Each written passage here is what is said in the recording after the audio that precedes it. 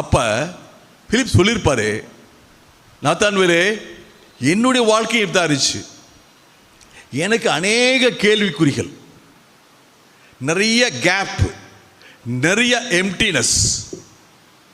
ஆனா நான் இயேசுவை சந்தித்த போது எல்லாம் திருப்திகரமாக ஆசீர்வாதமாக நிறைவாக மாறிற்று.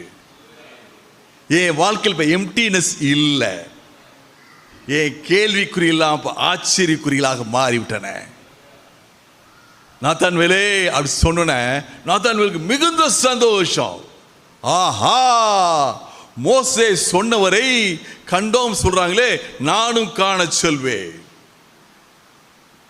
எண்ணற்ற தீர்க்கதரிசி சொன்னாங்களே, அவர் இங்க இருக்கிறார் சொல்றாங்களே, நானும் அவரை காண செல்வேன்.